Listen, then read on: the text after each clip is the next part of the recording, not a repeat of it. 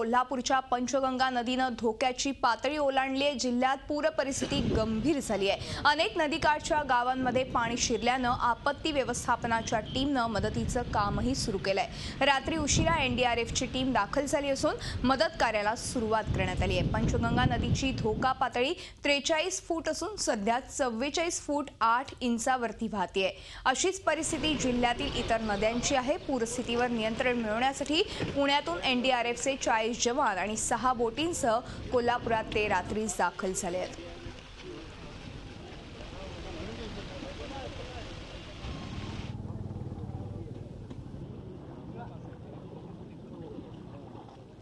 काल संध्याकाळी रात्री उशिरा फोन आला होता की या गावामध्ये 6 लोक अडकलेले आहेत। या घरामध्ये यात्री निवास होता तिथं, त्यापैकी जे 6 लोकांना रेस्क्यू करण्यात आलेलं आहे।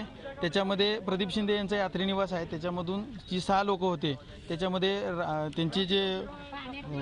त्यांच्या मुलीची परीक्षा होती। त्याच्यामध्ये राजेश महेश शिंदे, पौर्णिमा प्रदीप शिंदे, लक्ष्मण खाबडे, शारदाबाई शिंदे, प्रतीक्षा शिंदे आणि प्रियांका शिंदे इतक्या लोकांना 6 लोकांना रेस्क्यू करण्यात आलेलं आहे। अन्य काही ठिकाणी लोक अडकलेत का, त्यांना काढण्यात नाही, आता आम्हाला लोकांच्याकडून तक्रारी म्हणा किंवा सूचना प्राप्त होत आहेत। त्याप्रमाणे आम्ही आमची एनडीआरएफची टीम आहे, आमची जिल्हा आपत्ती व्यवस्थापनाची टीम आहे, महानगरपालिकेची टीम आहे। तर माननीय जिल्हाधिकारी यांच्या मार्गदर्शनाखाली आम्ही तिथं रेस्क्यू ऑपरेशन्स राबवत आहे।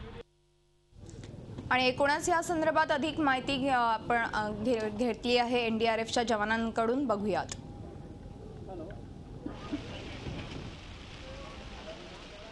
कोल्हापुरात पूर परिस्थिती गंभीर झाल्यानंतर एनडीआरएफच्या टीमला जिल्हा प्रशासनानं पाचारण केलेलं आहे। माझ्या पाठीमागे बघू शकता ही एनडीआरएफची टीम आहे। त्या टीममध्ये 40 लोकांचा हा समूह आहे, तो ठिकठिकाणी जाणार आहे। ज्या ठिकाणी 129 जी गावं आहेत ती पूरबाधित आहेत, त्या ठिकाणी जिथे जिथे मदत लागेल ती मदत केली जाणार आहे। एनडीआरएफ टीमचे सब इंस्पेक्टर बेरा साहेब आपल्याकडे आहेत, आपण त्यांच्याशी बोलूयात। मुझे बोलिए कि किस तरह से आपत्ति व्यवस्थापन का काम आप करने वाले हैं? यहाँ पे जो बाढ़ में जो फंसे हुए व्यक्ति हैं उनको जो है हम निकालने के लिए हम बोट तैयार कर रहे हैं। जैसे 5-6 आदमी बिल्डिंग में फंसा है उसको हम निकाल के लेके आएंगे। अभी 10 मिनट के अंदर हम काम शुरू कर देंगे। मुझे बोलिए कि कितने लोगों की टीम है, कितने बोट्स आपके पास है, क्या क्या इक्विपमेंट्स है जिससे आप ये सब करने वाले हैं?